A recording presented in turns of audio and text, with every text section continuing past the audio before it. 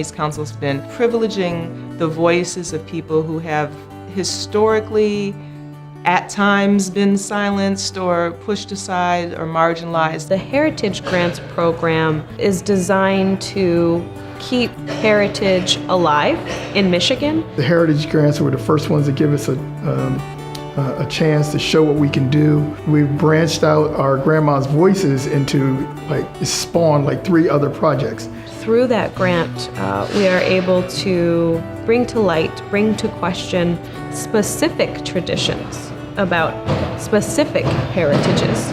To envision, create, and complete projects across organizations, across generations, oftentimes across ethnic backgrounds, that's the work of racial equity. To be able to have people not just talk, but to create and change and to envision a new future.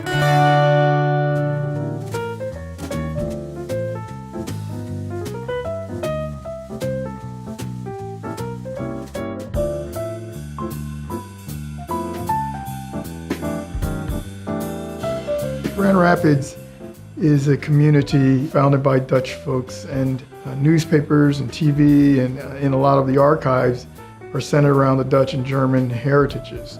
African Americans were a marginalized community in Grand Rapids for the longest time, still are in some ways. And what we decided to do was to videotape elderly ladies in our community. The older, the better. We're from the Grand Rapids African American Museum and Archives. That acronym spells grandma, so our project was called Grandma's Voices. We were able to get to some truths that weren't spoken, and for us it was very enlightening. And these lost stories are what I think are the biggest impact for our community. Grandma's Voices actually gives a voice to the African American people. People now know that their grandmothers and grandfathers are going to be preserved forever in our museum. And I think that impact we can see in young people right now when they see some of the tapes and see some of the interviews that we've given.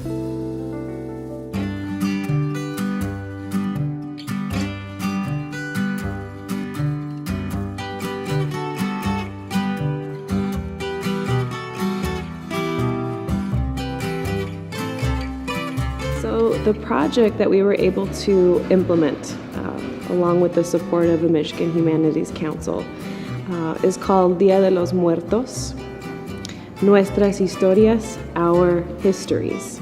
Día de los Muertos, or Day of the Dead. Unfortunately, it's sometimes mixed up with Halloween a little too often. We wanted to offer a counter argument by providing historical illumination and to combat that with art making. Art making is a way to get closer to that history, to make the history come alive. The tradition is thousands of years old and involves some very sacred content and very sacred practices. This is not celebrating death itself. This is celebrating the lives of those who have passed. So we wanted to shine a bigger light on Dia de los Muertos and shine the best light possible. We engaged local Detroit-based artists whose own heritage is resonating with Dia de los Muertos. And so we chose those artists very carefully to go ahead and design experiences and share this incredible long story and beautiful tradition of Dia de los Muertos with all these people from our community. And we were able to have 10 total education and art making workshops. We are learning that we need to continue these conversations with our community partners.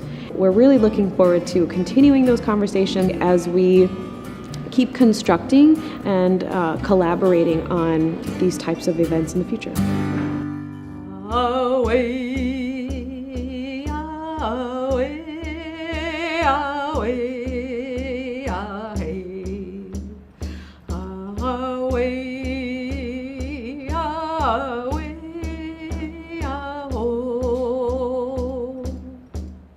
I had read a comment from someone who had visited the museum.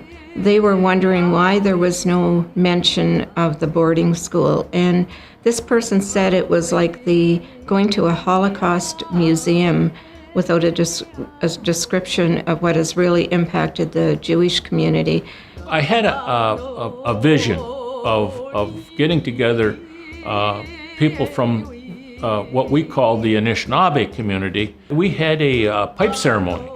Listening to those stories of people who were impacted by the boarding school, where their culture was taken from them, where they could not talk about their culture, where maybe it was their grandparents that were forced into these boarding schools, and the impact keeps coming down from generation to generation. And when I received notice that there would be funding from the Michigan Humanities Council, I couldn't stop thinking about the boarding school, that this was our opportunity and the Native people in our community, their opportunity to tell their story. It enabled us to visually show what had happened to our people early on and to teach our young people how it impacted the culture, how it impacted us as a people, and where we are today. So when they could see it, oh, I can understand now what Grandma was talking about, or what Grandpa, or what Mom was talking about, or what Dad was talking about. It has had a big influence and a big impact on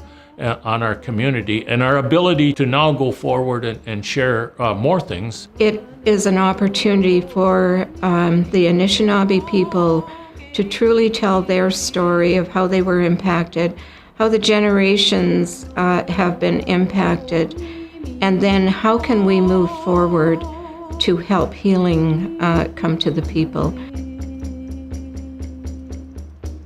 And that, my friends, is a healing song.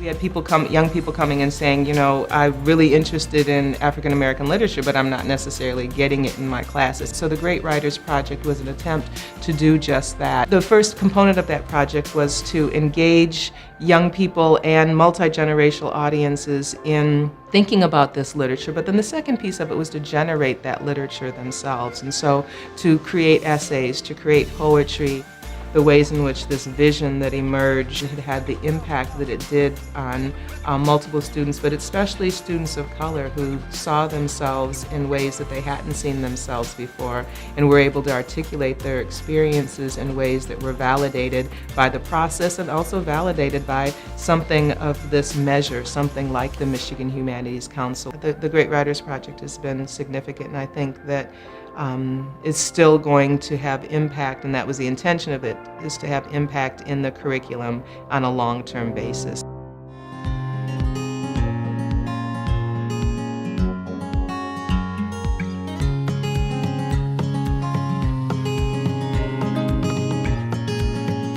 So the Heritage Project is called Hubert, His Story. The documentary film part of the project is the Hubert, His Story element. And it follows Hubert Roberts, a Flint resident. He was in prison for 17 years. Since getting out of prison, he has used his knowledge of history, which he gained while he was in prison. He read hundreds of books on African and Black history and is using that knowledge to mentor students. So the goals of this project was really to increase the knowledge of African American and Black history among middle school and high school students in Flint. I want to tell stories, and I want people in Flint to tell stories that are contrary to the bad rap that the city gets. So that's why it's important to capture this process where people are helping people to move forward.